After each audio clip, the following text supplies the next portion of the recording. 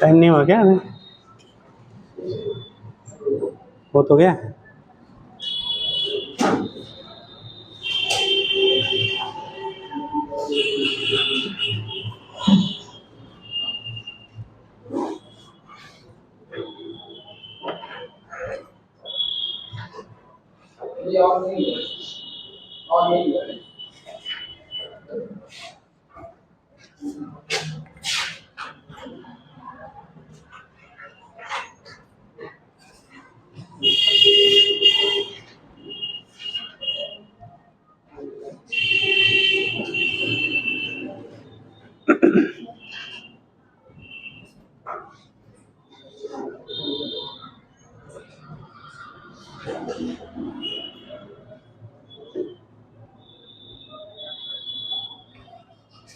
कहाँ तक हो गया था बेटा?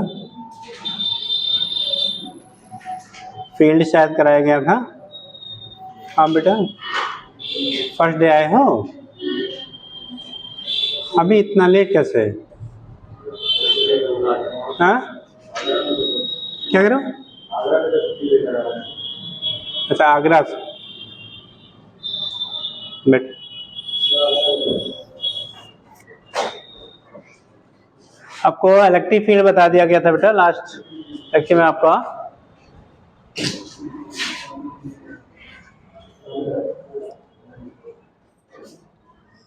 तो उसमें कंडीशन आपका हो गया था पॉइंट चार्जेस की वजह से इलेक्ट्रिक फील्ड। अभी जो हम लोग डिफरेंट शेप ऑफ बॉडी की वजह से निकालेंगे तो आगे आपको बताया जाएगा ठीक कैसे हम लोग वहां से डिटरमाइन करेंगे फील्ड की वैल्यू जो आपकी होगी।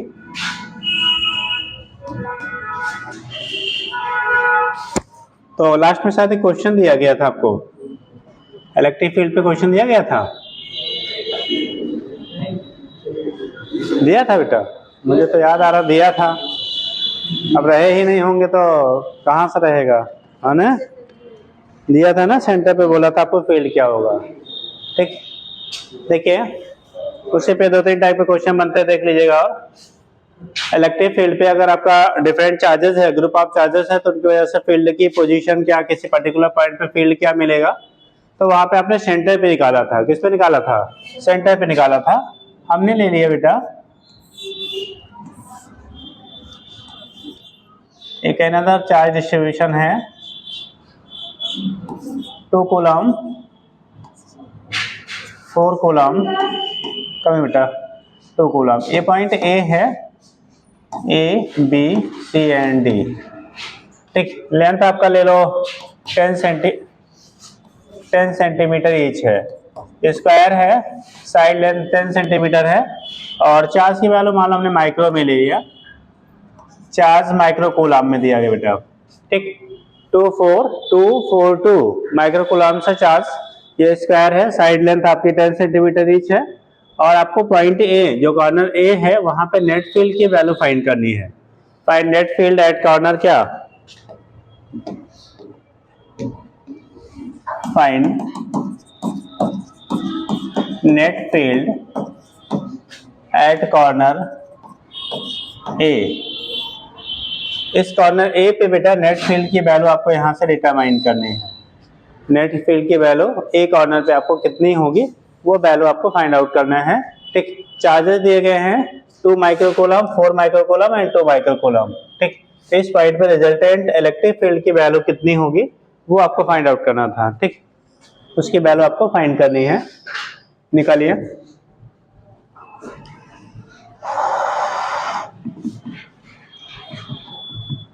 Find net field at corner ए।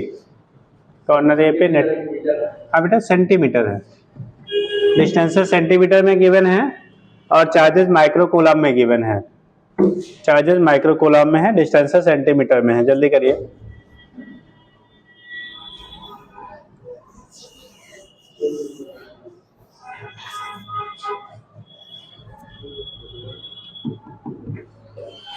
इसको कर लीजिए, तो करिए तो बताए।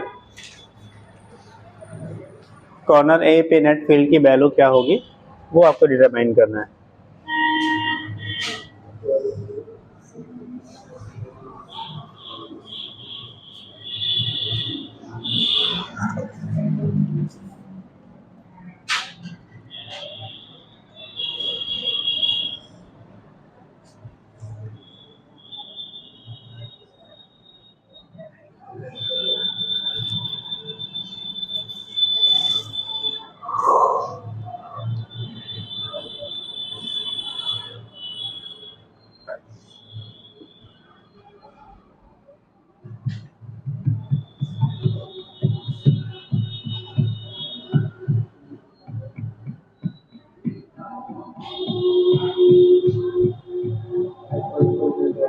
हाँ बेटा 10⁸ जल्दी करिए। Net field at corner A पे नेट फील्ड वैल्यू निकालिए। देखो बताएं, लग रहा है कुछ? कुछ दिमाग भी लगा ले बेटा। इतनी क्या कितने जीबी की तुम्हारी मेमोरी है? कितने जीबी की है? नहीं ये हाँ पता नहीं है ना, इतना ज्यादा है कि पता ही नहीं है, फिर भी तो लोग स्टोर नहीं कर पाते हो।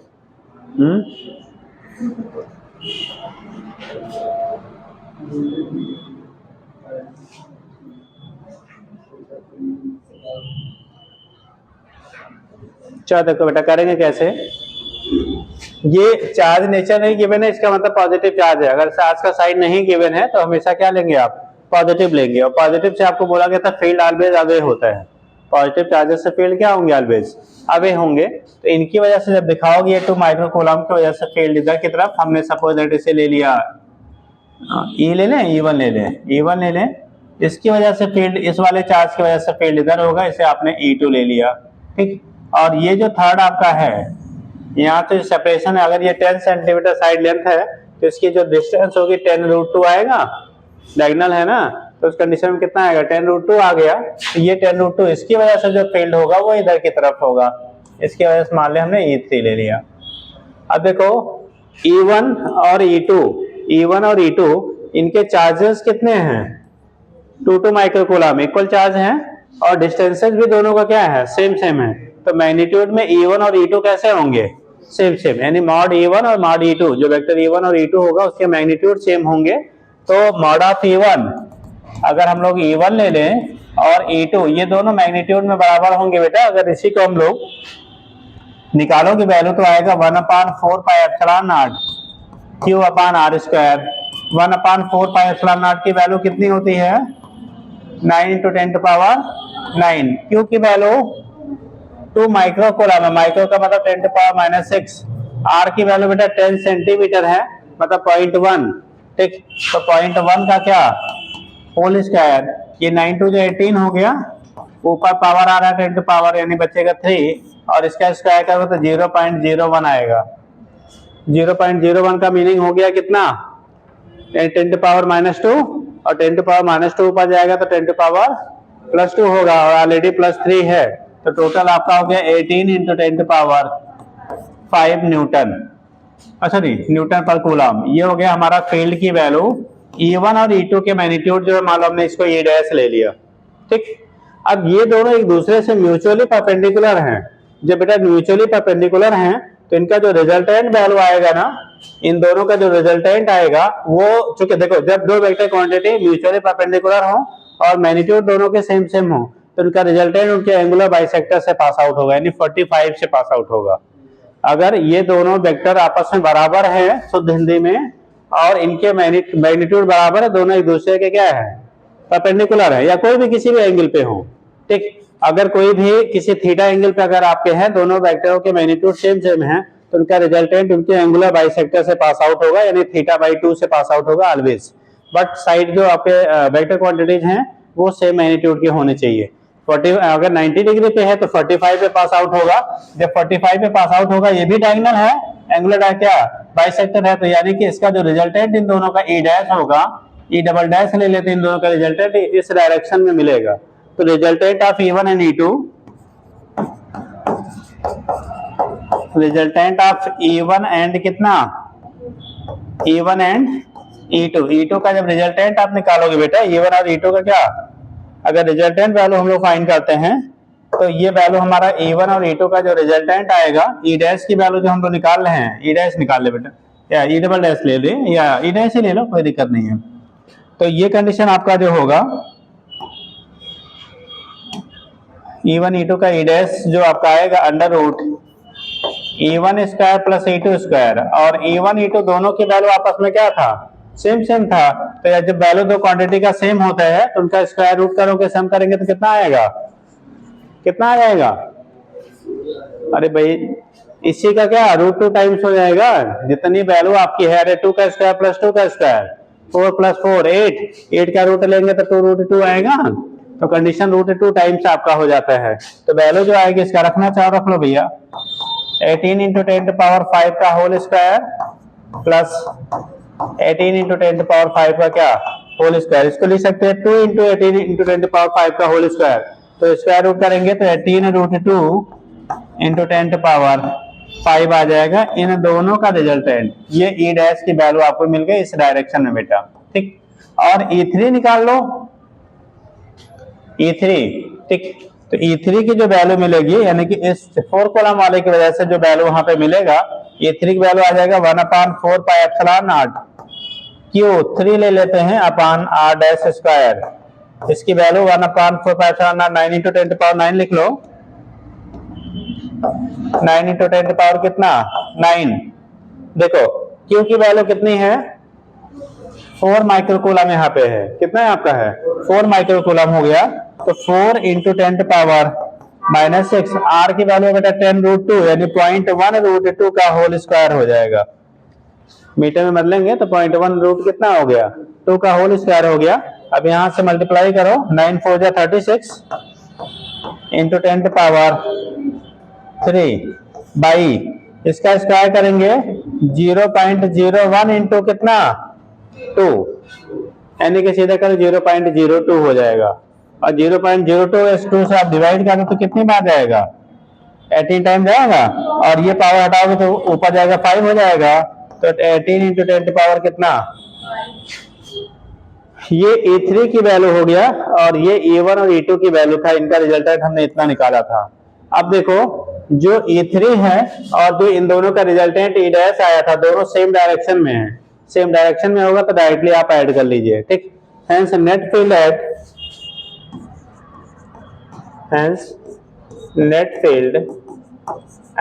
पॉइंट ए, एट पॉइंट क्या ए पे नेट फील्ड की वैल्यू कितनी हो जाएगी, तो यहां से E की वैल्यू जो रिजल्टेंट आप निकालोगे वैल्यू आएगा क्या E3 plus E dash, E3 की वैल्यू आई है 18 into 10 power 5 plus 18 root 2 into 10 power कितना 5।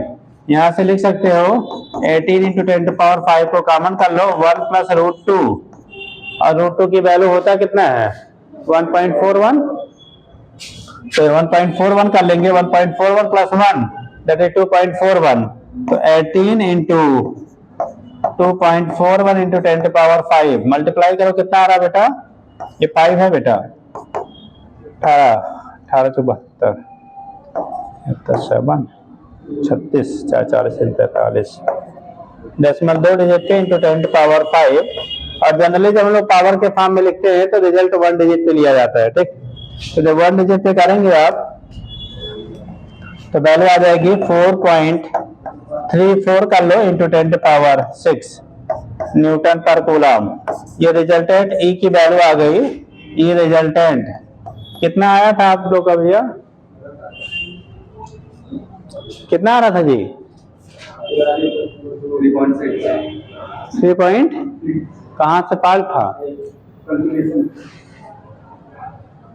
चलिए फिलहाल कॉन्सेप्ट याद मालूम होना चाहिए, कैलकुलेशन करना आपका काम है, ठीक। फिर समझ में आ गया भाई। हम पहले क्या करेंगे, इस पॉइंट पे इन चार्जेस की वजह से फील्ड हमें निकालना है रिजल्टेंट, तो इनकी वजह से आप चूंकि इलेक्ट्रिक फील्ड वेक्टर क्वांटिटी है तो जिस डायरेक्शन में होगा उसे आप इंडिकेट कर दोगे, उसके बाद इनके इंडिविजुअल मैग्नीट्यूड निकाल के इनका रिजल्टेंट, क्योंकि E1 और E2 दोनों की वैल्यू सेम होगी, रीजन क्या है यहाँ पे चार्ज उतना ही है जितना चार्ज यहाँ है, जो सेपरेशन यहाँ है वही सेपरेशन आपका यहाँ पे है, तो इनके दोनों के मैग्नीट्यूड सेम आए, तो मैग्नीट्यूड हमने यहाँ पे एक एक इतना फाइंड कर लिया, इन दोनों का जो रिजल्टेंट निकाला आपने ये वैल्यू इतनी आ गई। अब ये इतना रिजल्टेंट वैल्यू आया और इसकी वजह से, इस चार्ज की वजह से आपको इस पे फील्ड निकाला आपने, वैल्यू वो निकाल लिया। अब इन दोनों का क्या करना है आपको सम, चूंकि इनकी डायरेक्शन E3 और E डैश बराबर एक ही डायरेक्शन में है, तो रिजल्टेंट वैल्यू डायरेक्टली अलजेब्रिक सम करके आपने निकाल लिया, ठीक। तो ये केस आपका होता है, इसके बेस पर रिजल्टेंट वैल्यू डिटरमाइन किया जाता है। नोट करिए जल्दी से।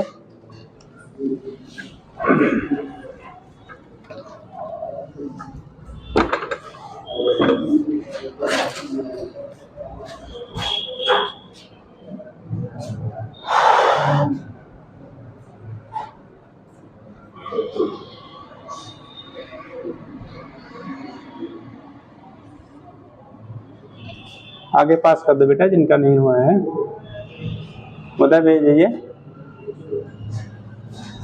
ले लो बेटा।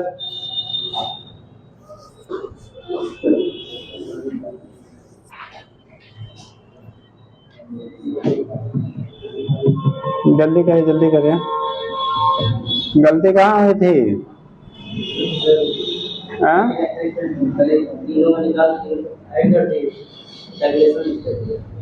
तीनों का निकाल के तीनों डायरेक्टली ऐड कर दिया। हाँ,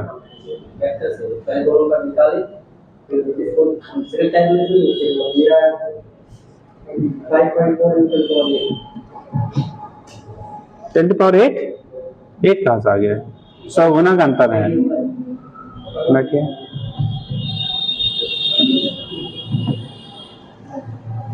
हो गया बेटा?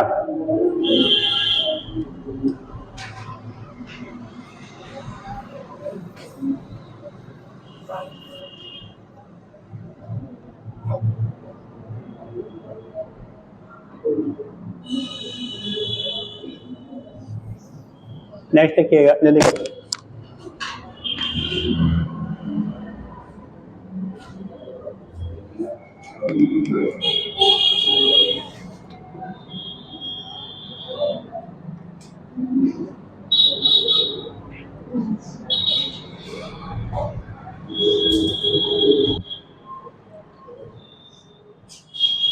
मैं पड़ोसी कहाँ रह गए बेटा?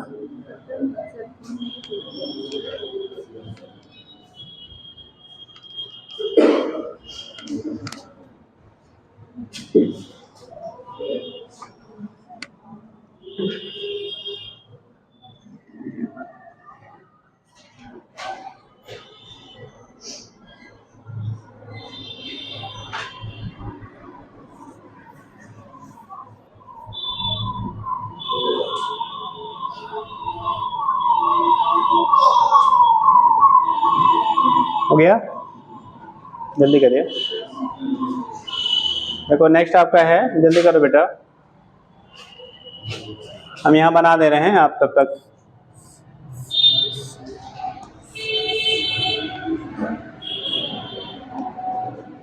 इसका सेंट्राइड वो है, चार्जेस दिए गए हैं। ये मान लो 10 सेंटीमीटर, 10 सेंटीमीटर का ईच साइड है, और इन पे कॉर्नर्स जो दिए गए हैं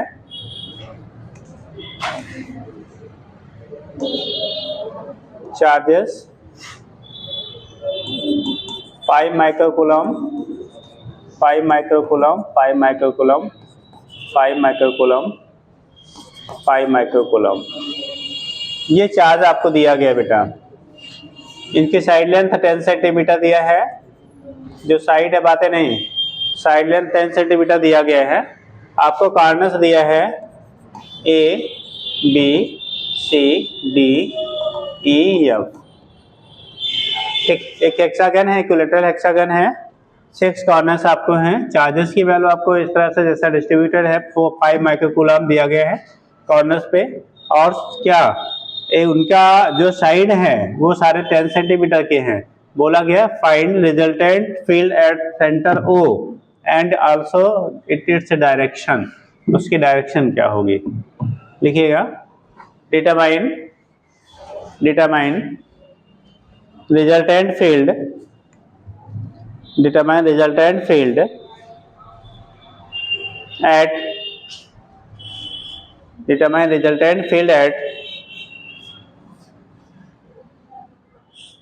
at center of the hexagon, at center of the hexagon, center of the hexagon,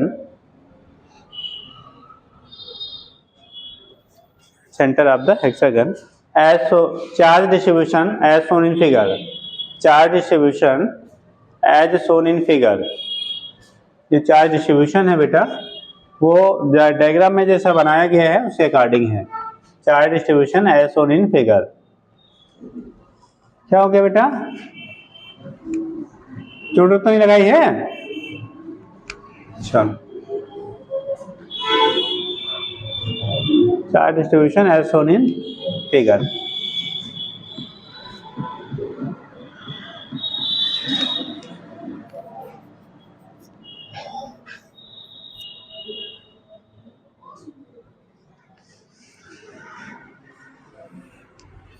तो आप वहाँ पे कोचिंग वाला ज्वाइन किया था?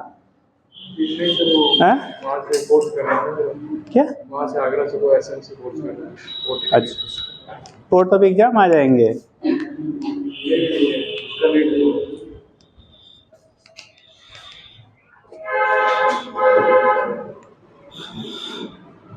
जल्दी करिए।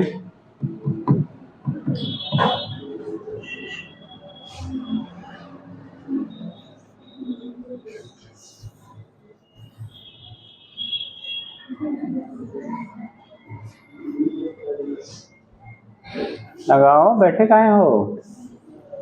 हाँ, जब समझाया जाता तब तो लोग सोते हो। हाँ, अरे दिमाग से सोते हो, आँख से नहीं सो पाते हो। हाँ?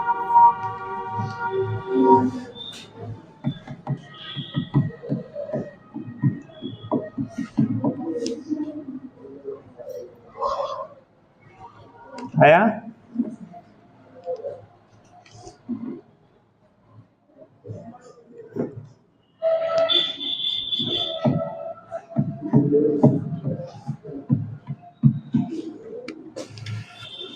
चलिए, एक ये है,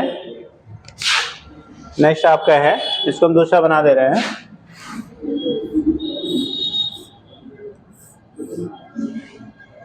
आपने लिया था ABCDEF।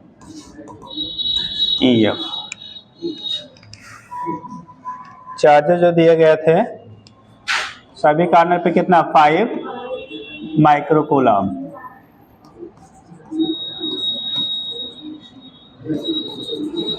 ये दिया गया था।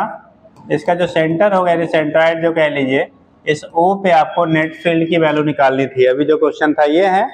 दूसरा क्वेश्चन अगला दिया गया है,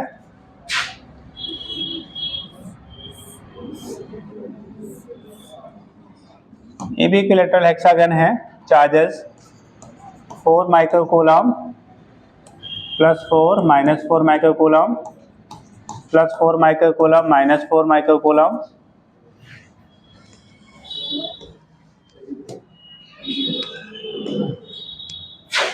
minus 4 microcoulomb plus 4 microcoulomb and minus 4 microcoulomb. Side length आपको 20 सेंटीमीटर दिया गया ईच। इसके भी सेंटर O पे आपको नेट फील्ड निकालना है। इस पे निकालना था क्या, net field at centre O find करना है। Find net field at centre कर लो, सेंट्राइड कह दो, कोई भी कर लो। O in both, in each case, दोनों केस है जो आपको सेंटर O पे फील्ड की वैल्यू फाइंड आउट करनी है उसके। जल्दी करिए। पहले वाले में 10 सेंटीमीटर लेंथ दिया था बेटा। पहले वाले में साइड लेंथ 10 सेंटीमीटर थी। हाँ, क्या कह रहे हो? 20 सेंटीमीटर है। इसमें साइड लेंथ 20 है। चार्जेस 4 माइक्रोकूलम है। चार्जेस 4 हैं, अल्टरनेटली पॉजिटिव निगेटिव। और पहले वाले में सारे पॉजिटिव दिए गए हैं जैसा दिख रहा है, और क्या चार्ज सारे का सेम है।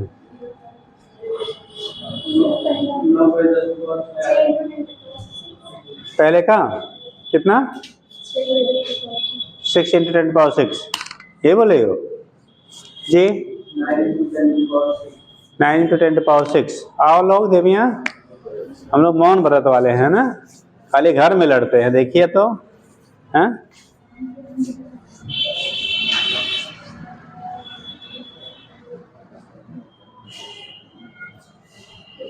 जल्दी बताओ। घर में स्पीकर ऑफ ही नहीं होता है, और क्लास में स्पीकर ऑन ही नहीं होता है। अच्छा, खार खा जाते हैं तब जाके ऑफ होता है।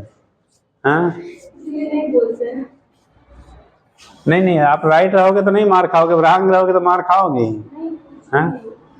हाँ? तो पता लगा कल को गलती से डॉक्टर बन गई, अब पेशेंट आएगा तो पता लगा बेंच के नीचे खुदे बैठ गई, कहीं कि पूछेंगे नहीं कुछ नहीं तो कहीं हाँ मारना शुरू कर दें, तो क्या करेगी? हाँ कितने रिटर्न मिलेगी प्रॉब्लम? हाँ एक पर्चा छपवाएंगे क्या क्या दिक्कतें होती हैं, हमारे यहाँ इलाज किसका होता है, ठीक है तो भैया लो। हाँ बोलना मना है। हाँ जी लग गया साहब, खुश हो रहे हैं? हाँ पढ़ लगाइए लगाइए, क्वेश्चन पूछ रहे हैं अभी, नहीं तो सब लोग को पिटाई होगी। हाँ हाँ बेटा दूसरे में, अरे प्लस माइनस है,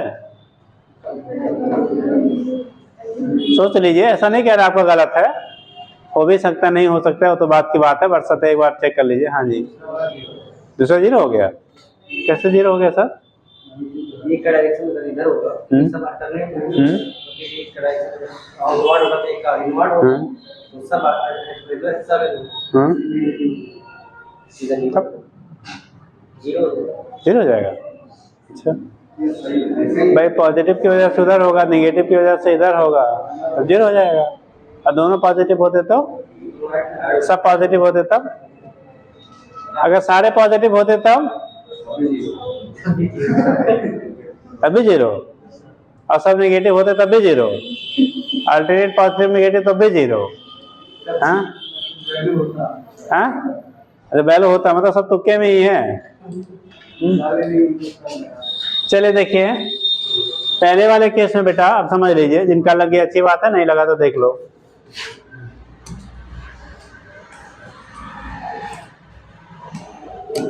फर्स्ट केस देखो, याद रखेंगे अगर इक्विलैटरल हेक्सागन है तो जो उसका साइड लेंथ होता है बेटा वही उसके सेंटर से दूरी होती है, हर कॉर्नर की डिस्टेंस, मतलब किसी इक्विलैटरल हेक्सागन में 6 इक्विलैटरल ट्रायंगल्स बनते हैं। कितने बनेंगे? 6 इक्विलैटरल ट्रायंगल्स आपके बनेंगे। ठीक, इस केस में क्या होगा, अगर आप दिखाओगे तो जो डिस्टेंसेस आपकी होंगी,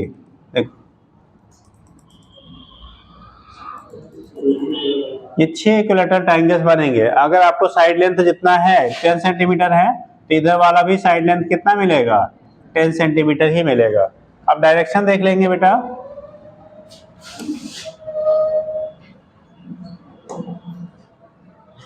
चलिए देखिए जब डायरेक्शन आप देखोगे ना तो ये पॉजिटिव चार्जेस हैं, इस वाले की वजह से डायरेक्शन जो फील्ड का होगा इधर की तरफ होगा। हमने किसके टर्म में ले लें, ई दिखा देते हैं यार, इसकी वजह से ये इधर की तरफ, ये भी 5 कूलम है, उतने ही डिस्टेंस पे इसकी वजह से फील्ड ऊपर की तरफ इधर की तरफ होगा। ठीक, यहाँ देखो इसकी वजह से 5 कूलम है तो इसकी वजह से फील्ड की डायरेक्शन इधर की तरफ होगा, और ये 5 कूलम है उतने ही डिस्टेंस पे इसकी वजह से इधर की तरफ होगा। यहाँ पे 5 कूलम है, इसकी वजह से फील्ड का डायरेक्शन इधर की तरफ है। और यहाँ कितना है जी, यहाँ कोई चार्ज दिया है क्या? अरे हमने चार्ज भूल के नहीं दिया है, दिया ही नहीं है। कभी कभी होता है, सोचता बच्चा क्या मिसप्रिंट हो गया होगा, अपने साइड कर लेते हैं। हाँ तो मिसप्रिंट नहीं, वो प्रिंटेड है, जितनी रिक्वायरमेंट थी वो प्रिंट है। यहाँ पे कोई चार्ज नहीं है, इस वाले कॉर्नर पे यानी बी कॉर्नर पे कोई चार्ज नहीं दिया गया है। तो चार्ज नहीं दिया गया तो इसका मतलब इसकी वजह से कोई फील्ड तो डेवलप होगा नहीं। अब कंडीशन क्या बन रहा बेटा, देखो ये वाला जो फील्ड है और ये वाला फील्ड, क्योंकि चार्जेस सभी के क्या है, सेम सेम है। देखो चार्जेस सेम है और डिस्टेंसेस भी सेम है, तो जो मैग्नीट्यूड होगा सभी कॉर्नर पे जो चार्जेस है उनकी वजह से सेंटर पे जो मैग्नीट्यूड होगा वो सेम सेम मिलेगा। बट डायरेक्शन देखो, इसकी वजह से इधर की तरफ, इसकी वजह से इधर, तो ये दोनों कैंसिल। सिमिलरली ये वाला जितना इसकी वजह से इधर फील्ड था, इसकी वजह से इधर, ये भी दोनों क्या हो जाएंगे, ये भी कैंसिल, ये भी कैंसिल, ये भी कैंसिल, ये भी कैंसिल। बचा कौन, इस वाले चार्ज की वजह से जो फील्ड हमारा इधर की तरफ मिल रहा है, इसको कैंसिल करने वाला कोई नहीं है, एक ही चार्ज की वजह से बचा ना। तो जो एक कॉर्नर पे आपका चार्ज बचा हुआ है, इसकी वजह से यहाँ पे कोई भी फील्ड आपका अपोजिट डायरेक्शन नहीं जो उसे कैंसिल करे, तो नेट फील्ड की वैल्यू जो आपकी होगी उस रिमेनिंग जो चार्ज था उसकी वजह से होगा। हेंस नेट फील्ड, कौन सा, net field at O, net field की वैल्यू जो होगी, ई की वैल्यू आएगी 1/4 pi epsilon naught Q upon R square. Formula होता है बेटा 9 इंटू 10 टू पावर कितना, 9 इंटू क्यू की वैल्यू 5 माइक्रो कूलम था तो 10 टू पावर -6, आर की वैल्यू 10 सेंटीमीटर है, 0.1 का होल स्क्वायर, 9 5 जा 45 इंटू 10 टू पावर सॉरी 3, 10⁻³ अपान ये हो जाएगा 0.01, मतलब 10⁻⁻², ऊपर जाएगा तो 10⁻⁵, तो 45 इंटू 10⁻⁵, या इसे लिख सकते हैं 4.5 इंटू 10⁻6 न्यूटन पर कूलम। कितने लोग का आया था भैया? 4.5 इंटू 10⁻6 न्यूटन पर कूलम। फिर कैसे गलत हो गया यार? कुछ लोग का सही है। ऐसा कुछ था क्या? खाली आपको डायरेक्शन वहां पे करके रिजल्टेंट एक की वजह से मिल रहा, वही निकाल लेना था। एक सिंगल पॉइंट चार्ज ही बचा ना, उसी वजह से फील्ड मिल रहा था। कितना मिला था? कैसे 9 आ गया सर? दूरी निकालने में आप मैथ वाले हो ना? ऐसा भयंकर गलती कैसे करता है जी? हाँ, अरे बायोलॉजी वाले कई बार मान लेते हैं कि ये तो भाग के लिए थे मैथ छोड़ के, लेकिन फिर भी पकड़ा गए हैं, है ना? ठीक, आप लोग तो मैथ ही जाने के लिए थे भैया, हमें मैथ लगाना है, उसके बाद भी ऐसी गलती करते हैं ट्रायंगल और क्या हेक्सागन में। है चलो देखो, तो यहाँ पे नेट फील्ड हो गया बेटा फर्स्ट केस में। पहले वाले केस में, पहला केस था, ये दूसरा था, तो पहले वाले केस में नेट फील्ड की वैल्यू आ गई इतनी सेंटर पे, क्योंकि एक वाले कॉर्नर पे बेटा चार्ज नहीं था, तो उसकी वजह से कैंसिलेशन नहीं हुआ, बाकी जो थे वो कैंसिल कर गया। ठीक, अगले वाले में देखते हैं। नेक्स्ट देखो बेटा, अब की बार सारे कॉर्नर पे चार्जेस हैं, कोई ऐसा कॉर्नर हमारे पास नहीं है बेटा जिन पे चार्ज एब्सेंट हो, तो सारे कॉर्नर पे अब की बार चार्ज है। ठीक, तो उस कंडीशन में क्या है, जब सारे पे चार्जेस हैं तो इस सेंटर पे हमें नेट क्या फील्ड की वैल्यू निकालनी है। देखो क्या हो रहा है, आपने पढ़ा था पॉजिटिव चार्ज की वजह से फील्ड अवे होता है और नेगेटिव चार्ज की वजह से टूवर्ड्स होता है। ठीक, कोई भी पॉजिटिवली चार्ज बॉडी होगी, फील्ड हमेशा उससे दूर की तरफ होगा, नेगेटिवली चार्ज बॉडी होगी तो उसकी तरफ होता है। अब उसी कॉन्सेप्ट का आप यूज कर लो यार। देखो सेंटर ये है, यहाँ पे हमें नेट फील्ड निकालना है, ये नेगेटिव चार्ज है तो ये पॉजिटिव है, पॉजिटिव की वजह से इधर होगा, ये अपोजिट वाला नेगेटिव है तो नेगेटिव की वजह से भी क्या होगा, इधर ही होगा, दोनों सेम डायरेक्शन में हो गए। ठीक, यहाँ पे देखो ये नेगेटिव है तो नेगेटिव की वजह से फील्ड इधर हुआ, ये पॉजिटिव है, पॉजिटिव की वजह से भी इधर ही हो गया, तो ये भी अगर हमने एक की वजह से ई लिया तो दूसरे की वजह से भी ई हुआ, यहाँ भी ई हुआ, यहाँ भी ई हुआ, सेम थिंग यहाँ पे इसकी वजह से आपका इधर की तरफ है और ये नेगेटिव है तो इसकी तरफ भी इधर की तरफ, तो ये भी ई हो गया। यानी कि कितना सेंटर पे जो फील्ड मिल रहा है वो 3 डायरेक्शन में आपको मिल रहे हैं, और सारे में जो फील्ड है ना, ठीक, मान लो हमने ऐसे बना लिया, उसी टर्म में बना लेते हैं, उसी टर्म में बना लेते हैं। देखो एक इधर मिला, एक इधर मिला और एक इधर मिला, ये दोनों मिलके 2e हो गया, ये भी बेटा कितना हो गया 2e हो गया, और ये भी कितना हो गया 2e हो गया, ये सेंटर हमारा वो था। आपको हेक्सागन में ईच एंगल जो आपको बीच में मिलेगा 60 होता है, तो यहां से इन दोनों के बीच का एंगल मिला के कितना 120, ये भी 120 और ये भी 120। आपको बोला गया था 3 equal vectors are added at 120 degree from each then their resultant will be 0, तो उनका रिजल्टेंट जो आता है वो कितना आता है 0 आता है, तो सारे एक दूसरे को कैंसिल कर देंगे बेटा, तो ई रिजल्टेंट जो आएगा, ई रिजल्टेंट की जो वैल्यू आएगी क्या आएगी 0 आएगी। 120 120 120 पे तीनों हैं, तीनों के मैग्नीट्यूड बराबर है, उनके बीच का एंगुलर सेपरेशन सेम है, तो रिजल्टेंट वैल्यू क्या होगी 0 होगी। अब 3 हो 13 हो उससे मतलब नहीं है, अगर इक्वल एंगल बना रहे हैं और इक्वल मैग्नीट्यूड के हैं तो हमेशा अगर क्या है सेम मैग्नीट्यूड और सेम एंगल पे है तो उस केस में रिजल्टेंट वैल्यू 0 होता है। ठीक, तो याद रखेंगे रिजल्टेंट वैल्यू 0 हो गई। बट इसी में जल्दी करो,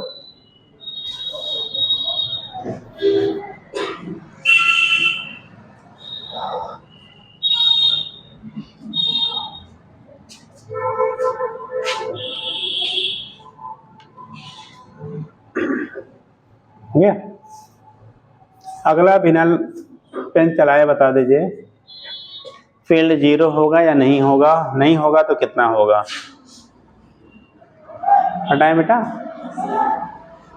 जल्दी करिए, ये रीजन समझ गया ना, डायग्राम में ऐसे बना लेना। ठीक, यहीं पे लिख लेना सिंस दे आर इक्वल क्या and make an angle of 120 degree from each so their resultant will be 0, इनके रिजल्टेंट की वैल्यू क्या हो जाएगी 0 हो जाएगी। ठीक, जल्दी करो।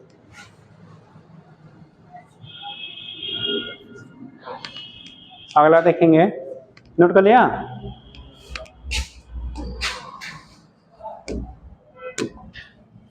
नेक्स्ट केस है, अभी भी हेक्सागन ही हम लोग ले रहे हैं।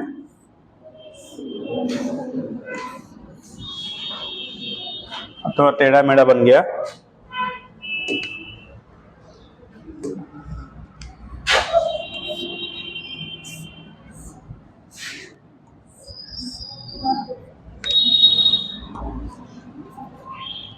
Q Q Q Q Q plus plus plus plus plus plus minus Q. Side length a दिया गया है। साइड लेंथ क्या दिया है बेटा? ए दिया है। इसके सेंटर जो ओ है ना, ओ पे नेट फील्ड की वैल्यू आपको निकालनी है। फाइंड नेट फील्ड एट ओ। ओ पे रिजल्टेंट फील्ड का वैल्यू क्या होगा? यहाँ पे बोला गया है if Q equal to 10 microcoulomb and A equal to 1 metre. Side length 1 metre माना गया और चार्जेस जो हैं Q की वैल्यू आपका 10 माइक्रोकूलम है। इस तरह से आपको डिस्ट्रीब्यूशन दिया गया है। तो resultant field at the centre O पे रिजल्टेंट फील्ड की वैल्यू आपको निकालनी है। जल्दी से बता दीजिए। रिजल्टेंट फील्ड एट ओ,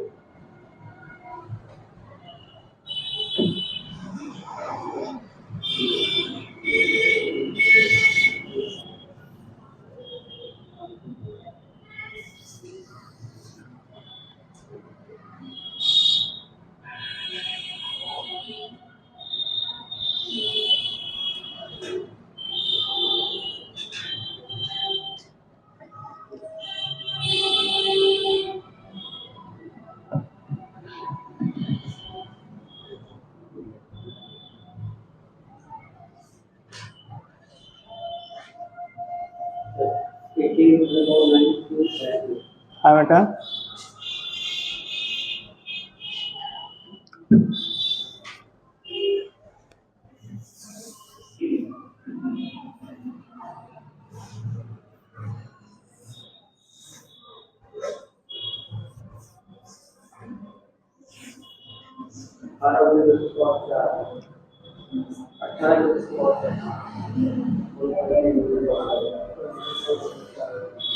और लोग कहाँ?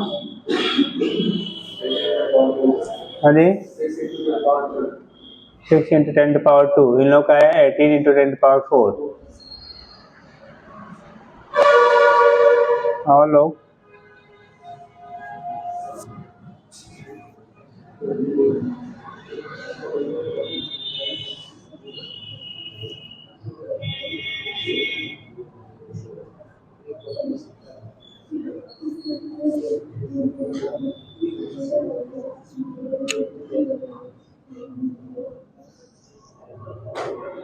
जल्दी करो।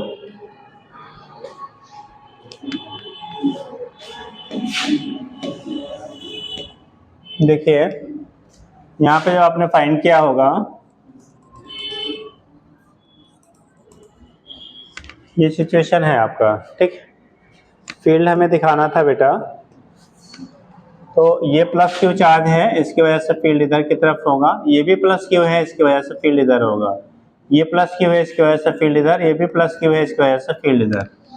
ये चारों फील्ड आपस में मैग्नीट्यूड में देखो सेम सेम है और एक दूसरे के अपोजिट डायरेक्शन में है। ये सारे के सारे एक दूसरे को कैंसिल करेंगे। ये चार्ज आपके क्या दो पे के पेयर बने, ठीक। भाई प्लस वाला इधर की तरफ, इस प्लस वाला इधर की तरफ, तो दोनों कैंसिल। ये प्लस वाला इधर, इस प्लस वाले की वजह से इधर, तो ये भी दोनों कैंसिल। अब बचा हमारे पास देखो दो पे, एक पेयर आपका बना चार्ज का। ये प्लस है तो इसकी वजह से फील्ड हमारा इधर की तरफ होगा। अगर कलर हम चेंज कर लें, क्या यूज करेगा, देखो अगर ये प्लस है तो इसकी वजह से फील्ड हमारा इधर की तरफ होगा, और ये माइनस है, इस माइनस की वजह से फील्ड हमारा क्या होगा, इसी तरफ होगा। इस तरफ 2E हो गया, E प्लस E दोनों सेम डायरेक्शन में हो तो कितना हो गया 2E। तो नेट फील्ड जो आपका होगा वो इस प्लस क्यू चार्ज और इस माइनस क्यू चार्ज के सेम डायरेक्शन में लगने की वजह से नेट फील्ड हमें मिल रहा है। बाकी जो आपके चार कॉर्नर हैं उनके वाले फील्ड क्या करें, एक दूसरे को कैंसिल कर दिए। तो नेट फील्ड एट ओ। तो ये आ गया ई, रिजल्टेंट की जो वैल्यू होगी बेटा ये 2e के क्या हो गया बराबर, और e की वैल्यू पुट कर दो 1/4 pi epsilon naught Q by R square. तो 2 इंटू 9 इंटू 10⁹ इंटू क्यू की वैल्यू 10 माइक्रोकूलम दिया है, 10 इंटू 10⁻⁻6/r की वैल्यू 1 है फिलहाल, ठीक। या ए ले लो, ए के टर्म में दिया गया है, तो उस केस में क्या होगा यहाँ से ए रख लेते हैं। अब कंडीशन ये तो 1 ही रह गया, ये देखो 9 2 18 इंटू 10 तो हो गया कितना 180 इंटू 10 बचा हमारा 3 और डेसिमल 2 डिजिट इधर ले जाओगे तो 1.8 इंटू 10⁵ ई रिजल्टेंट। कुछ लोग का पावर अलग आ रहा था भाई, अच्छा 18 लिखा था, चलिए ठीक है। कुछ लोगों ने 18 के टर्म में निकाला था, लेकिन आप जब फाइनल रिजल्ट निकाला करिए तो जब पावर के फॉर्म में आंसर हो तो 1 डिजिट पे रखा करिए, ठीक है। अदरवाइज जैसा ऑप्शन आपको डेसिमल 1 डिजिट पे होना चाहिए अगर पावर के फॉर्म में आपको रिजल्ट फाइंड करना है तो। यह ऑप्शन जैसा दिया है उससे अकॉर्डिंग आप चेंज कर लीजिए। अरे साहब दोनों देगा ही नहीं यार, ठीक। हाँ दोनों आईआईटी वाले कभी कभी दे देते, लेकिन वो भी इतना बेवकूफ़ी नहीं कहेंगे खाली क्या डेसिमल हटा के और दूसरा ऑप्शन बनाए, ठीक है। चलिए हाँ हो गया भैया। तो 1.8 × 10⁵ न्यूटन पर कूलम का क्या हो गया आपका बराबर हो गया। तो यहाँ से आप निकाल लेते हो क्या रिजल्टेंट फील्ड क्या होगा। तो ये डिफरेंट टाइप का, कभी ट्रायंगल पे पूछेगा, कभी क्या स्क्वायर पे पूछेगा, कभी आपका रेक्टेंगल पे पूछेगा, कभी आपका क्या साइड। सबसे ज्यादा हेक्सागन पे फिलहाल मतलब बना है या तो ट्रायंगल पे बनाया गया है। तो ट्रायंगल पे रहेगा या तो सारे कॉर्नर पे चार्जेस सेम दे देंगे, सेंटर पे पूछ लेगा, या 2 पे चार्ज देगा तीसरे कॉर्नर पे पूछ लेगा, या तीनों पे चार्जेस अलग अलग दे देंगे फिर रिजल्टेंट पूछा जाएगा, ठीक। लेकिन जब तीनों पे अलग की बात आती है तो 2 पे सेम देते, 1 पे डिफरेंट करते हैं, क्योंकि तीनों डिफरेंट करने पे फिर वेक्टर को रिजॉल्व करके वेक्टर करने टाइम बहुत ज्यादा जाता है, ठीक। तो उस केस में इस टाइप का क्वेश्चन आज सीरीज में कंपटीशन में आपको नहीं पूछा जाता है। वो टाइम किल नहीं कराना चाहते आपको क्या आता है या नहीं आता है, ठीक है। तो ये चीजें आपकी होती है, यहाँ से आप निकाल लेंगे। नेक्स्ट हेडिंग करेंगे आप, अगली हेडिंग करिएगा इलेक्ट्रिक पोटेंशियल। फील्ड हम लोगों ने कर लिया है पॉइंट चार्ज की वजह से, हम लोग पोटेंशियल भी पॉइंट की वजह से कर लेंगे, फिर ग्रुप वगैरह की वजह से आगे कंटिन्यूअस करेंगे फिर, ठीक। लिखेंगे हेडिंग इलेक्ट्रिक पोटेंशियल बेटा।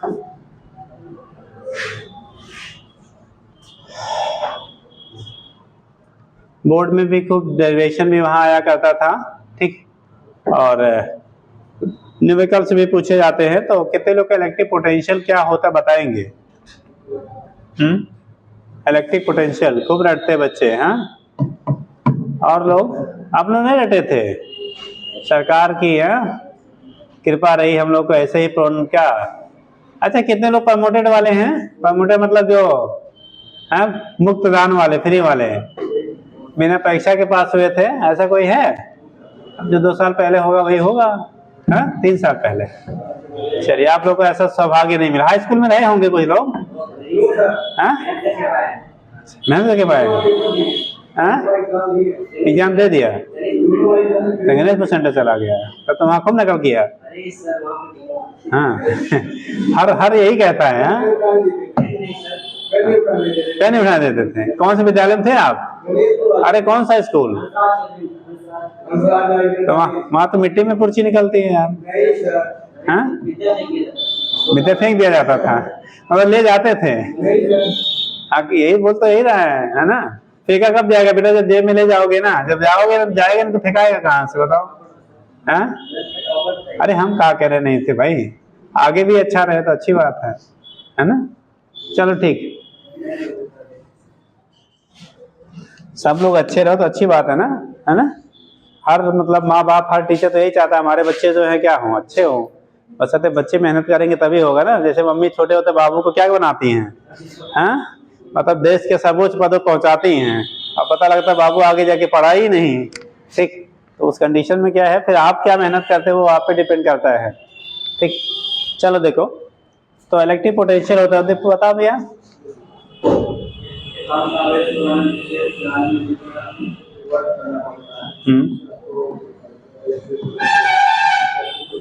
बैठिए, बोला जाता है किसी पॉइंट चार्ज को अगर आप इनफाइनाइट से इलेक्ट्रिक फील्ड के अंदर किसी पर्टिकुलर पॉइंट तक ले आने में जो वर्क डन होगा वो उस पॉइंट पे पोटेंशियल क्या होता है, बराबर होता है। हम लोग डिफाइन करते थे amount of work done in taking a unit charge या unit charge from infinity to given point in an electric field is called क्या, electric potential at that point.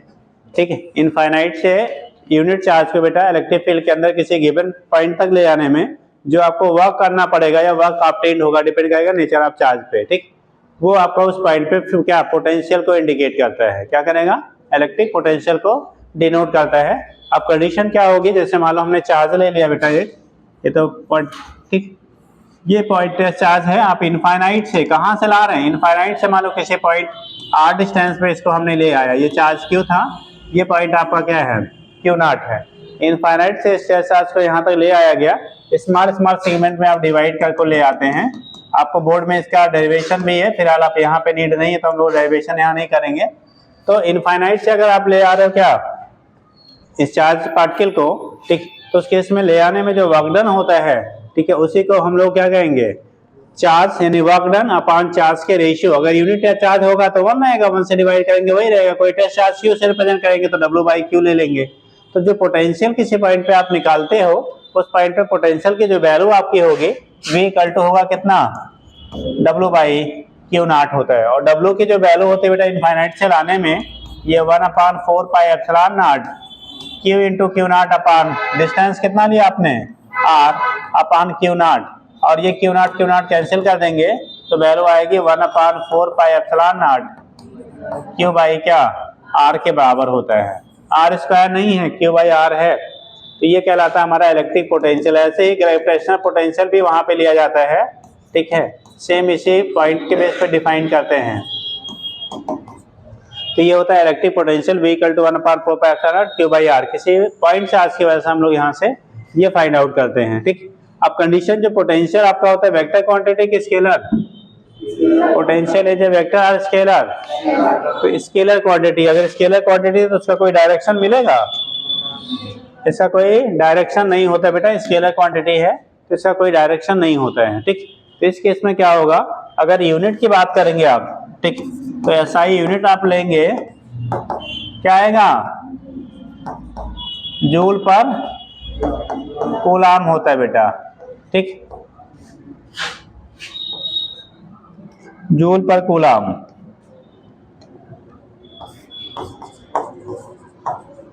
ये कहीं कहीं सेंसर इसका छोड़ दे रहा है। जूल पर कूलाम, ठीक, या इसी को बोल्ट कह लेते हैं। क्या कह लेते हैं बेटा, जूल पर कूलाम आर बोल्ट कह लेते हैं। ठीक, तो ये केस आपका होता है, यहाँ से दिखा देते हैं, जूल पर कूलाम आर आप बोल्ट कह लेंगे। और ये स्केलर क्वांटिटी है तो कोई डायरेक्शन आपकी होगी नहीं। कंडीशन ऑफ डायमेंशन की अगर बात करते हैं तो डायमेंशन क्या होगा जी, हाँ जी, dimension,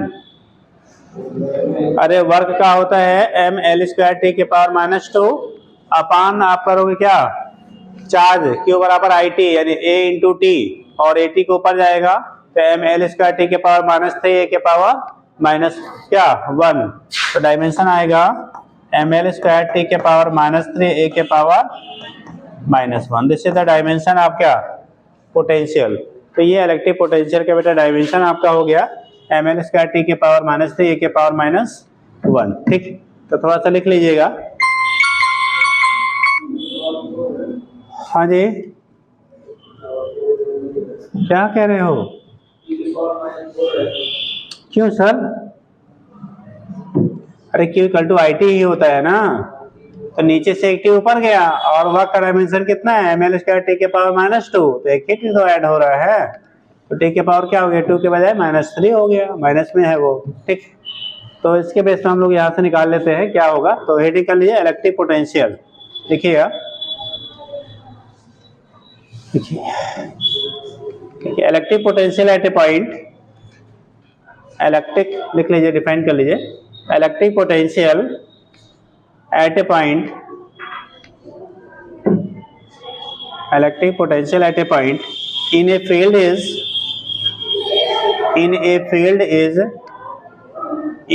field is defined as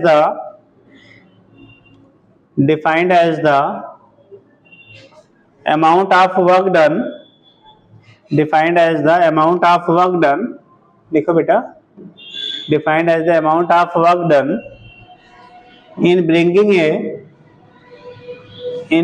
a unit positive charge, positive test charge कर लो हम लोग, unit positive test charge from infinity to that point, from infinity to that point along any infinity to that point along any arbitrary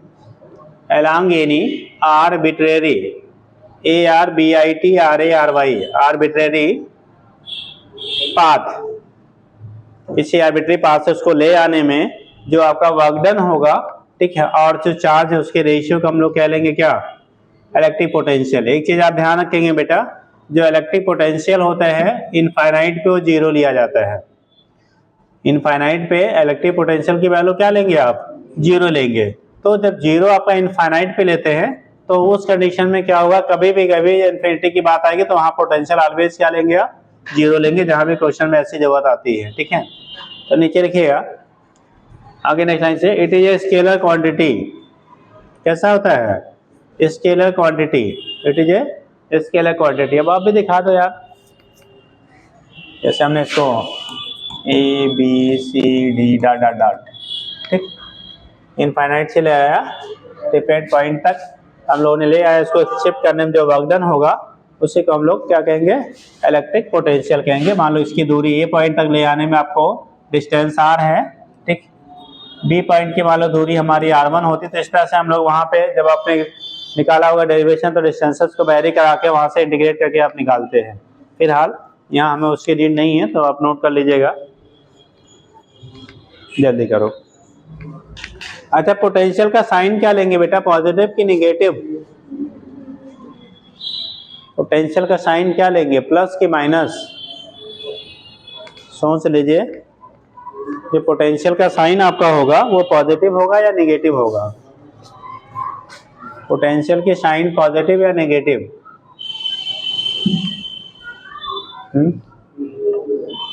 sign will be positive और negative,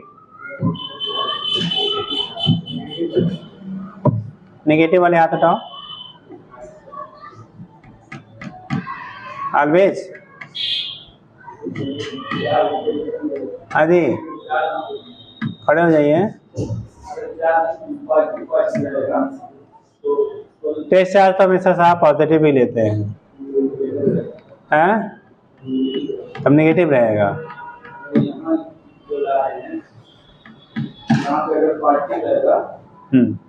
कहाँ पर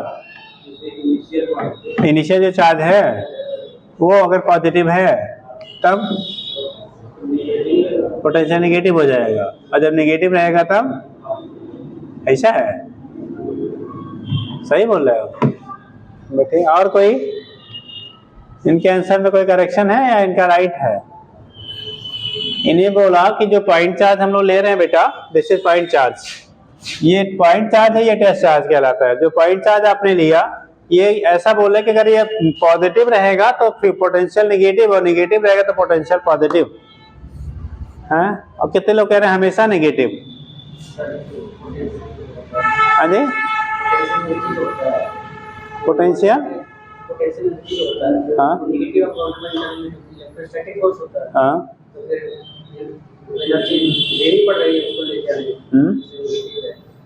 negative रहेगा। बैठिए साहब, याद रखेंगे जो ग्रेविटेशनल जब पोटेंशियल हम लोग पढ़ते थे तो वहाँ पे नेगेटिव लेते थे साहब, क्योंकि gravitational pull always attractive nature का होता है। ग्रेविटेशनल फोर्सेस किसी भी बॉडी पे लिविंग हो नॉन लिविंग हो, कोई भी बॉडी है उस पर जो लगता है वो ऑलवेज अट्रैक्टिव नेचर का होता है, ठीक। लेकिन जब इलेक्ट्रोस्टैटिक फोर्स की हम लोग बात करते हैं तो वो अट्रैक्टिव और रिपल्सिव दोनों हो सकता है, depends on nature of the charges, ठीक। तो उस केस में अगर आपका फोर्स, ध्यान रखिएगा ये कॉन्सेप्ट बताया जा रहा है, आप बहुत जगहों पे यूज होगा, नहीं तो इसे बहुत गलत करोगे, ठीक। अगर रिपल्सिव फोर्स या अगेंस्ट में आप ले आ रहे हो किसी भी ऑब्जेक्ट को, तो उस केस में आपको वर्क करना पड़ेगा, और जब वर्क करना पड़ेगा तो जो पोटेंशियल एनर्जी होगी वो पॉजिटिव होगी, और जब पोटेंशियल एनर्जी पॉजिटिव है तो आप क्या पोटेंशियल भी क्या लेंगे, पॉजिटिव लेंगे। और जब आपका सेल्फ आएगा, क्या आएगा, सेल्फ अट्रैक्ट करेगा तो क्या होगा, सेल्फ आएगा, और जब सेल्फ आएगा तो उसके इसमें पोटेंशियल एनर्जी की वैल्यू जो होगी वो निगेटिव होगी, क्योंकि खुद हो रहा वर्क निगेटिव, सेल्फ हो रहा है ना, तो निगेटिव लेंगे, और जब निगेटिव लेंगे तो पोटेंशियल भी निगेटिव होगा। तो साहब जो आप बता रहे थे ना उसी को थोड़ा उल्टा कर दीजिए एक बार, ठीक। पॉजिटिव रहेगा तो ये इसको रिपेल करेगा, यार टेस्ट तो हमेशा पॉजिटिव होता है ना, तो ये इसको रिपेल करेगा, उसके अगेंस्ट में आप इधर के ला रहे हो, तो वर्क हमें करना पड़ेगा, और जब वर्क सिस्टम कर रहा है तो अगर पॉजिटिव लेंगे तो पोटेंशियल की वैल्यू भी क्या मिलेगी, पॉजिटिव। अगर ये निगेटिवली चार्ज होता तो ये इसे खुद अट्रैक्ट करता, तो आपको वर्क नहीं करना पड़ता, वो सेल्फ आता, और जब सेल्फ आता तो उस केस में हमारा वर्क डन निगेटिव होता, और जब वर्क डन निगेटिव होता तो पोटेंशियल भी निगेटिव आता। तो अगर पॉजिटिव चार्ज की वजह से पोटेंशियल लेंगे तो पॉजिटिव, निगेटिव चार्ज की वजह से लेंगे तो निगेटिव, ऐसे याद रखना। जबकि ग्रेविटेशनल पोटेंशियल ऑलवेज निगेटिव, क्योंकि हमेशा अट्रैक्ट करता है, जिंदा आदमी हो चाहे मुर्दा वाला हो, है ना, सबको क्या करती है पृथ्वी, खींचती है, कि जब जिंदा वाले खींचती है मुर्दे वाले भिगा देती है, नहीं करती ना, सबको, डेड हो चाहे लिविंग हो चाहे क्यों कोई भी हो, है ना, तो सबको अट्रैक्ट करता है, तो इसलिए वहां पे हमेशा निगेटिव रहता था, याद आएगा बेटा, अभी की अभी फिर गायब हो जाएगा, हाँ, ऐसी गारंटी हम लोग नहीं देते ना। चलो अच्छा लिखो, बना लिया, नोट कर लिए, तो नीचे डायमेंशन लिख लीजिए, जल्दी करिए।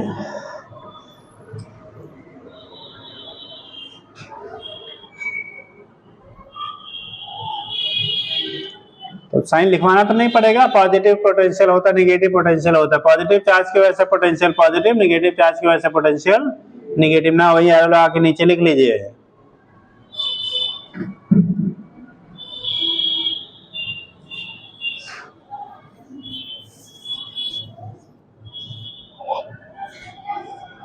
बोले, देखिए इलेक्ट्रिक पोटेंशियल, नीचे उसके नीचे लिख लीजिएगा, electric potential due to positive charge, electric potential due to positive charge will be taken as positive, will be taken as positive, and due to negative charge, due to negative charge will be taken as negative। Positive charge की वजह से बेटा हम लोग positive लेते हैं, और negative charge की वजह से क्या लेंगे, नेगेटिव लेंगे, ठीक। तो पॉजिटिव चार्ज की वजह से पॉजिटिव, नेगेटिव चार्ज की वजह से क्या होगा, नेगेटिव होगा। तो यहाँ से हम लोग पोटेंशियल को डिटरमाइन कर लेते हैं क्या होगा, किसकी वजह से कैसा मिलेगा, ठीक हो गया भैया। चलिए आगे लिखेंगे, अगर सिस्टम ऑफ पॉइंट चार्जेस हैं, मतलब ग्रुप ऑफ पॉइंट चार्जेस हैं, तो उसकी वजह से नेट पोटेंशियल कैसे निकालेंगे। तो लिखिए electric potential due to group of point charges, electric potential due to, next heading करेंगे electric potential due to group of point charges, due to group of point charges, electric potential due to group of point charges.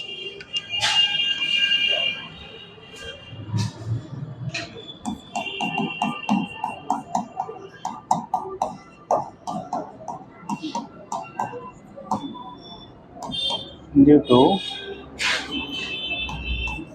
Group of point charges, अगर point charges का group of point charges हैं, क्या हैं, group of point charges हैं, तो उनकी वजह से पोटेंशियल की वैल्यू क्या होगी। Electric potential due to group of point charges, अगर ग्रुप ऑफ पॉइंट चार्जेस हैं तो उनकी वजह से इलेक्ट्रिक पोटेंशियल की वैल्यू क्या होंगे, उसके बेस पे हम लोग डिनोट करते हैं। देखो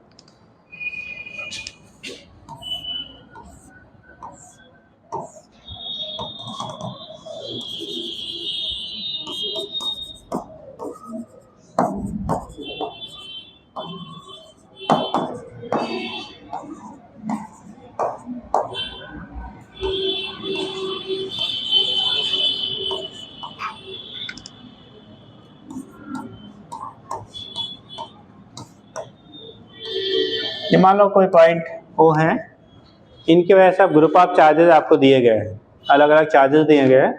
पोटेंशियल हमें फाइंड करना, potential at point P due to क्या, ग्रुप ऑफ चार्जेस। तो जब निकालेंगे electric potential at point P due to given charge distribution, given charge distribution, जो चार्जेस आपको दिए गए हैं इनकी वजह से जब पोटेंशियल हम लोग निकालेंगे बेटा, तो मान लो V की वैल्यू हो गया V1 plus V2 plus V3 plus V4 plus dot dot dot Vn, ठीक। अब V1 की वैल्यू जो आपकी होगी, देखो 1/4 पाई एप्सिलॉन नॉट, अगर सभी में कॉमन कर लें, सब में कॉमन रहेगा तो वैल्यू हो जाएगा पहले वाला कितना, Q1 by R1 Q2 by R2। तीसरा वाला क्या है, साइन नेगेटिव है, तो जब साइन नेगेटिव होगा तो उसकी वजह से पोटेंशियल को हम लोग क्या लेंगे बेटा, नेगेटिव लेंगे, ध्यान रखिएगा। तो माइनस, अब चाहे प्लस लेके के फिर ब्रैकेट में माइनस लगाओ या डायरेक्ट आप माइनस कर लो, तो माइनस कितना Q3/R3 plus Q4/R4 plus dot dot dot Qn अपान क्या Rn के बराबर।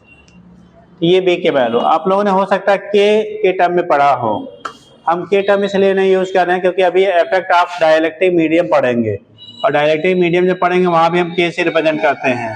तो गलती से अगर आपने के रखा ऊपर भी और के नीचे भी रखा तो उड़ गया तब क्या करेंगे, ठीक।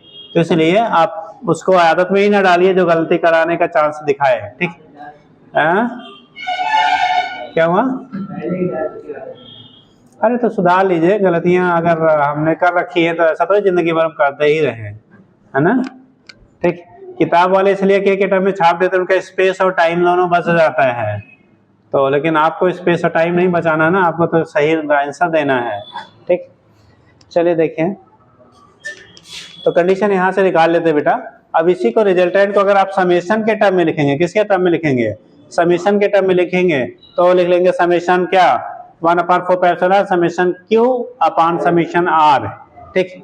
तो उस केस में क्या होता है, यानी कि जहां से जहां तक आपको लिमिट दिया गया है जितने से वहां तक रख दीजिएगा, वैल्यू मिल जाएगा। तो वो केस आपका होता है, अगर n तक आप मान लो n टर्म आपने लिया है तो n तक कर लीजिएगा, आपने किसी और टर्म तक ले गए तो उतना कर लीजिएगा, ठीक। तो लिख लीजिए, नोट कर लीजिए।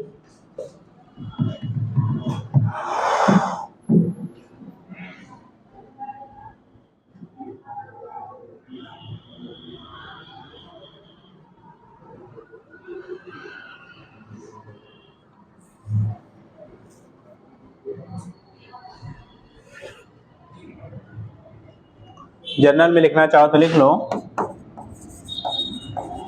इन जनरल जो V की वैल्यू आएगी हम लोग लिख लेंगे 1/, या तो पूरा समेशन ही कर लीजिए या तो 1/4 पाई एप्सिलॉन नॉट को कॉमन कर लीजिए।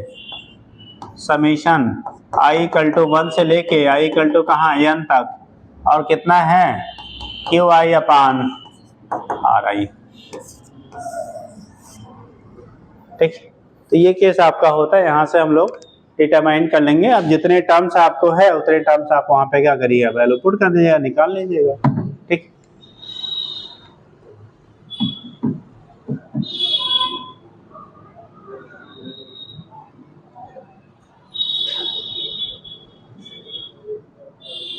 ये सारे जो हम लोग फाइंड किया बेटा पॉइंट चार्जेस की वजह से निकाला है, ठीक। चाहे वो सिंगल हो चाहे ग्रुप ऑफ चार्जेस हैं, तो उनकी वजह से यहाँ से हम लोग फील्ड की वैल्यू डिटरमाइन कर लेते हैं।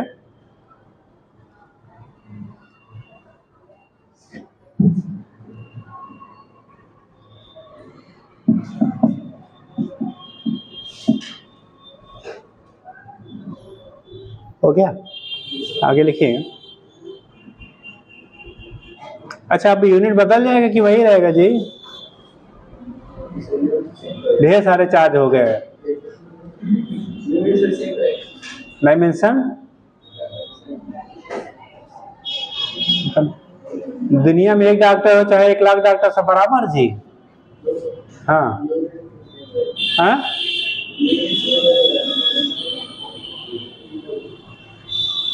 जल्दी बताओ, डायमेंशन क्या रहेगा?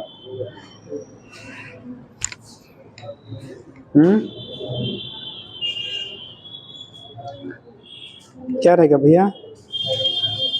हैं डायमेंशन? अच्छा एक आज बता दे तब नहीं भूलोगे?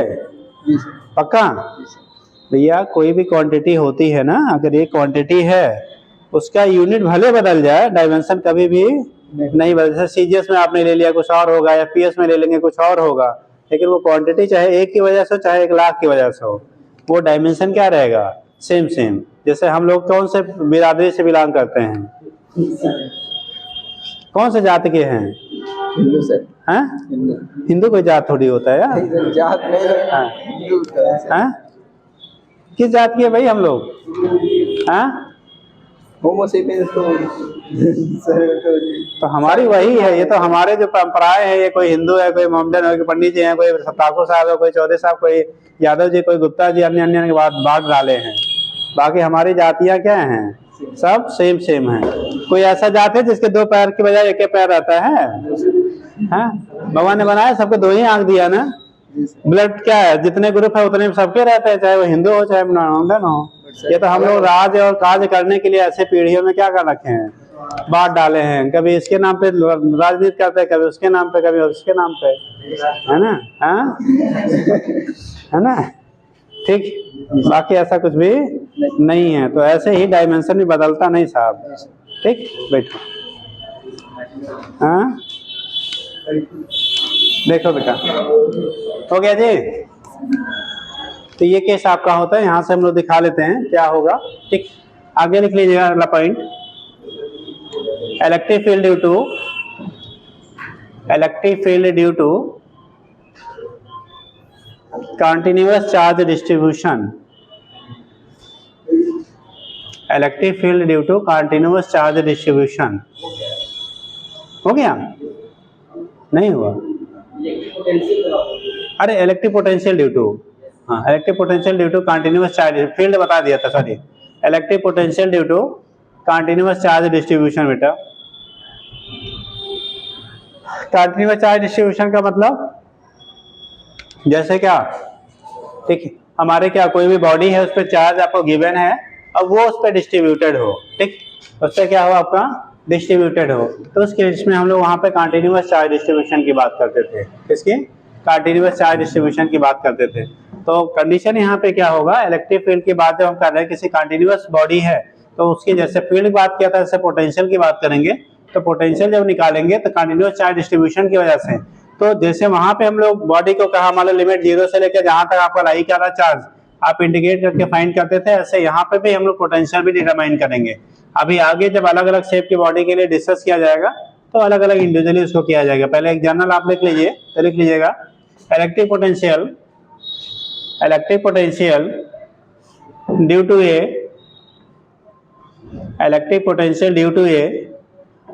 continuous charge distribution due to a continuous charge distribution is the sum of continuous charge distribution is the sum of potential is the sum of potentials of all the potentials of all the infinitesimal charge,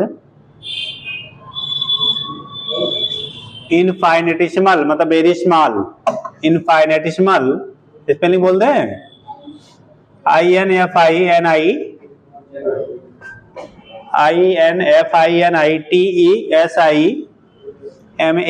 इनफाइनेटिसिमल मतलब very small charge element in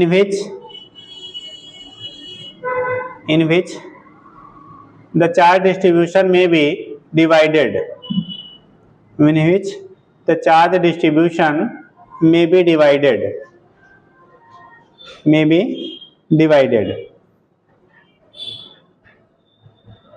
charge distribution may be divided। ठीक, तो जब हम लोग v की value निकालेंगे ना तो इंटीग्रल dv के क्या हो जाएगा, बराबर होगा। तो एक एलिमेंट की वजह से जो आप फील्ड पोटेंशियल निकालेंगे तो वो इंटीग्रल dv होगा। और यही अगर हम लोग इंटीग्रेट कर रहे हैं v की वैल्यू आप लिखते हैं 1/4 क्यू बाई के r, तो वहां पे डिफरेंशियल में dq बाई क्या ले लीजिएगा, r ले लीजिएगा। तो 1/4 dq बाई क्या ले लीजिए, r के बराबर पुट कर लीजिए। तो इंटीग्रेशन हो जाएगा, v की वैल्यू रख लो 1/4 क्योंकि चार्ज डिस्ट्रीब्यूटेड है ना, तो dq बाई क्या r, कौन सा वेरी कर रहा है, चार्ज की वैल्यू हमारी वेरी कर रही है, तो ये हो गया dq by r।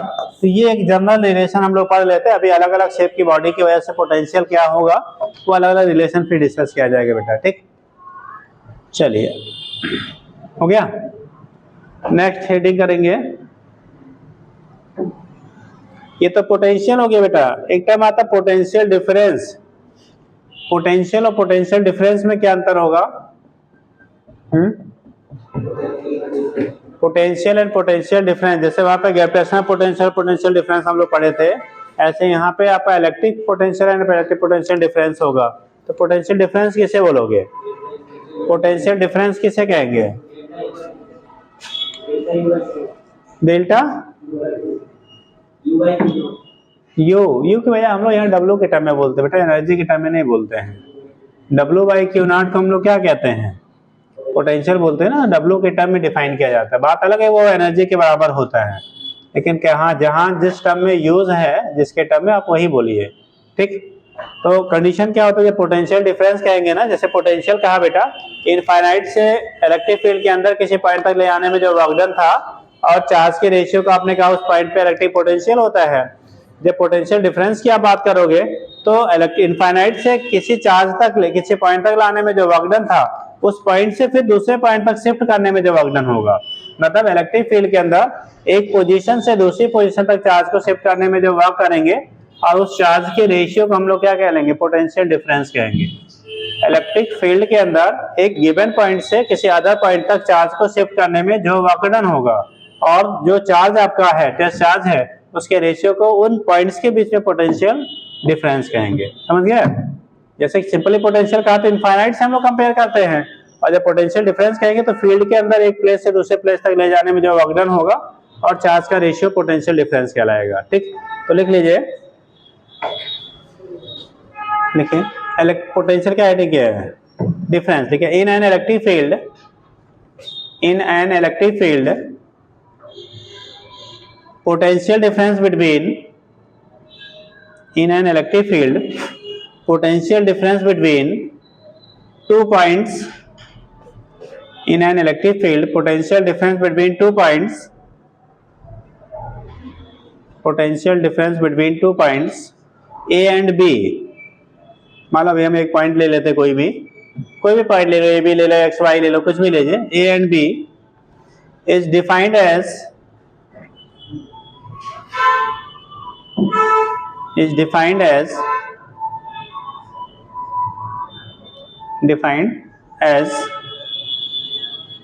the ratio of amount of work done, the ratio of amount of work done, ratio of amount of work done in moving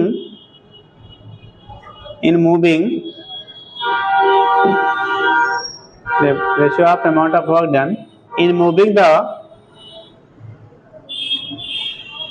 the test charge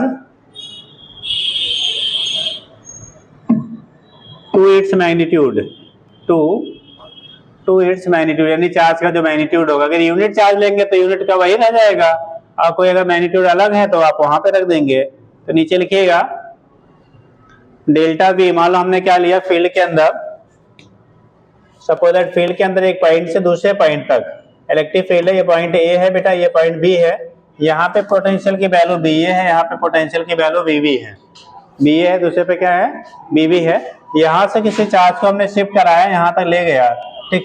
तो जो वर्क डन है, मान लो डब्ल्यू ए बी आपने work किया, W कितना किया, A B work किया, तो यहाँ डेल्टा बी की जो वैल्यू होगा वो बी बी माइनस बी ए, और यही वैल्यू हो जाएगी डब्ल्यू कितना, ए बी अपान चार्ज, अगर मान लो हमने यहाँ पे क्यू नॉट लिया था तो अपान क्यू नॉट के क्या हो जाएगा, बराबर हो जाएगा। जो ए से बी तक शिफ्ट करने में आपने वर्क किया, ठीक, और जो टेस्ट चार्ज आपको हो जिसको शिफ्ट आपने किया, वहां पे दोनों के बीच का क्या होगा, जो यानी कि वर्क डन और चार्ज का जो रेशियो है वो उन पॉइंट्स के बीच का पोटेंशियल डिफरेंस कहलाएगा। तो डब्ल्यू डेल्टा बी की value V V minus V है, वही value W A B upon Q not के बराबर हो जाएगा। अगर टेस्ट चार्ज की वैल्यू यूनिट है तो डब्ल्यू सीधे आप लोग कह लेंगे डब्ल्यू के बराबर हो जाएगा।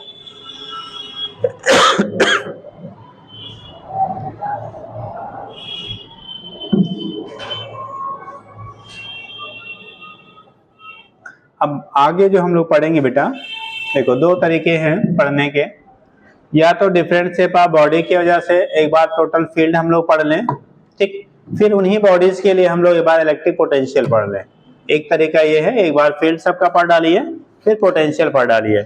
एक दूसरा तरीका है कि जो जिस शेप ऑफ बॉडी के लिए हम लोग डिस्कस कर रहे हैं, फील्ड और पोटेंशियल कंपैरेटिवली दोनों साथ साथ पढ़ लीजिए, ठीक। तो उस केस में क्या होता है, फायदा क्या हो जाता है, जब कंपैरेटिवली पढ़ते हैं तो क्या पोटेंशियल उसके लिए मिल रहा है, क्या फील्ड मिल रहा है, साथ साथ कंपेयर हो जाता है।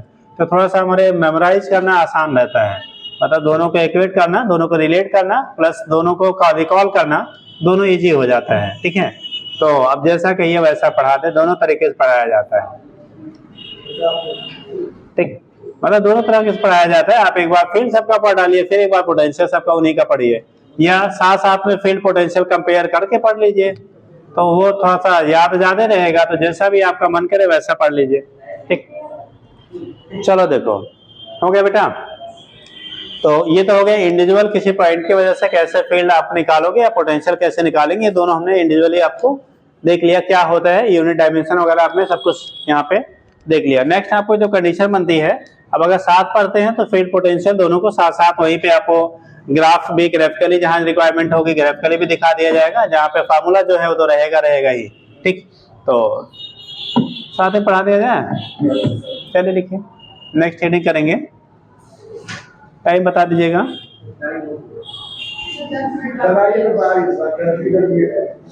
मारो इसको खींच के आके, इसको क्या आने से पहले पूछ लिया जाए टाइम, सर हो गया होगा,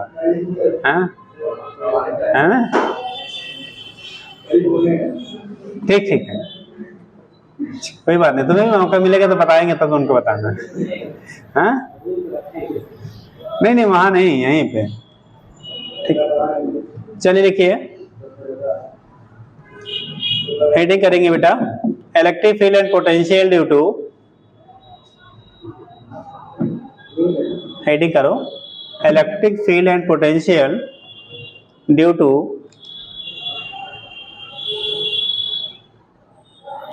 different charge distribution, due to different charge distribution, due to different charge distribution, अलग अलग चार्ज डिस्ट्रीब्यूशन की वजह से फील्ड और पोटेंशियल क्या मिलेगा। बेटा साइन हो गया उधर, साइन हो गया पीछे भी, पास करो, किसी का साइन छोड़ा तो नहीं बेटा, किसी का साइन बचा तो नहीं है, नाम बोलना पड़ेगा क्या, आपका भी हुआ है, क्या लोग हो, 10 16 हैं, तो 4 6 8 10 11 20 होने चाहिए, अच्छा चलिए ठीक,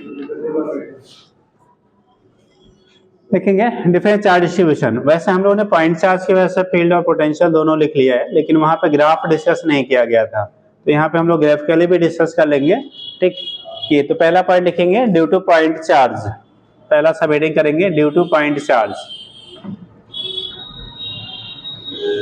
due two point charge, due two point charge. देखो हम पहले लिख रहे हैं बेटा ड्यू टू क्या,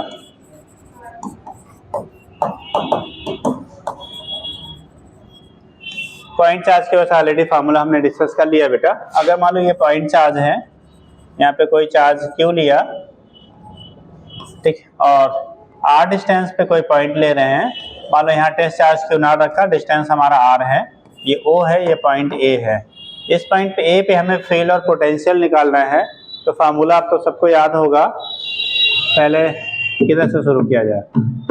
आप खड़े हो जाए भैया जी। क्या बताओ, फील्ड या पोटेंशियल? और फील्ड के क्यू बाई आर स्क्वायर। ठीक, बैठिए। तो यहाँ पे जब फील्ड और पोटेंशियल लिखेंगे बेटा, तो लिखने का आप चाहे के टर्म में बोलिए, बट के में वही कंफ्यूजन बाद में मत होइएगा।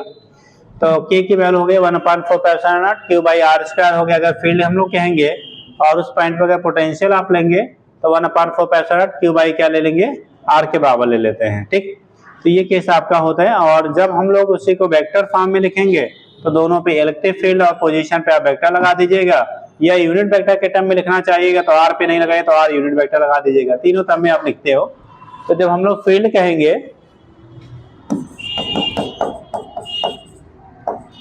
इलेक्ट्रिक क्या फील्ड आप बोलोगे, तो ई की जो वैल्यू होगी 1/4 Q upon R square.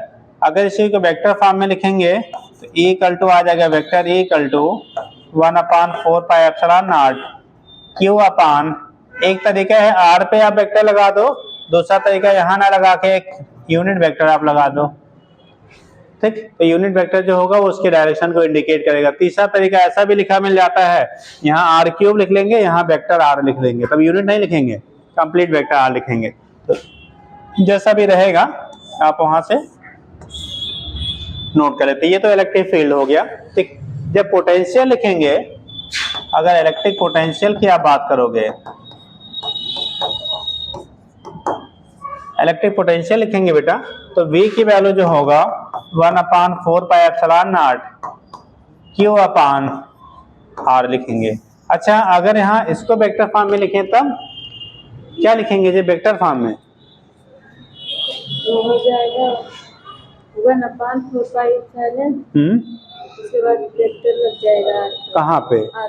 Are पे वेक्टर लगा दें, पक्का है जी। पोटेंशियल क्या है? स्केलर की वेक्टर? Potential scalar. तब काहे वेक्टर लगा रही है? हाँ, जिंदा रहो बेटा। हाँ, ठीक, तो V की वैल्यू ऐसा थोड़ी जो भी पूछ लिया उसके कुछ ना कुछ आंसर देंगे, है ना। पोटेंशियल क्या है, अभी लिखा है ना, वेक्टर क्वांटिटी नहीं है, क्या है ये? Scalar quantity. जब स्केलर है तो डायरेक्शन की कहाँ नहीं रहा है। ठीक, तो उस केस में पोटेंशियल जो होगा आपका ये कंडीशन बनेगी।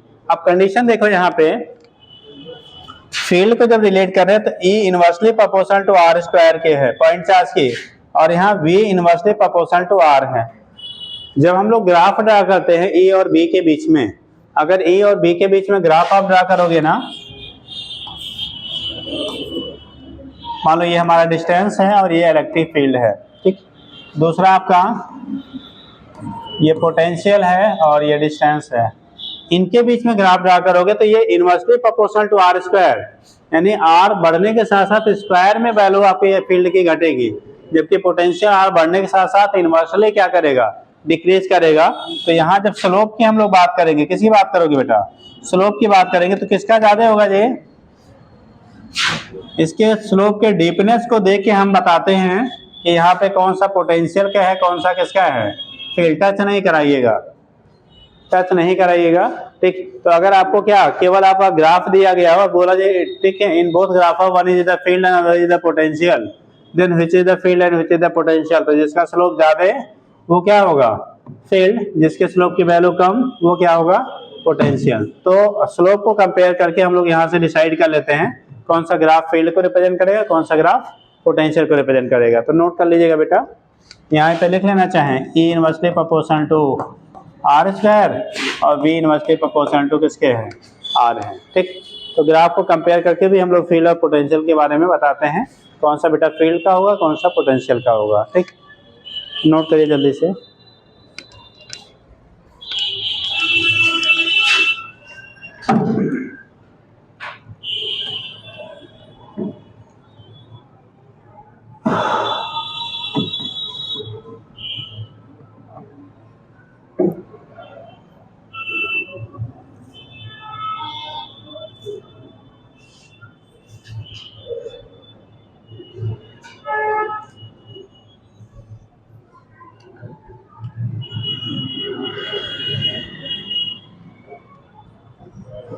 कर लेंगे।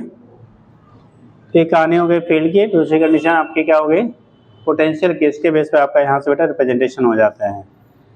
अब कल आपको स्फेरिकल बॉडी हो गई, लाइन चार्जेस हो गया, चार्ज शीट हो गया, वो सबका डिस्कस करेंगे, क्योंकि शुरू करने पर लंबा है फिर वो स्टार्ट में नहीं हो पाएगा। तो थोड़ा सा आप पढ़ के आइएगा, ठीक है, तब उसके बाद फिर बताया जाता है, ठीक।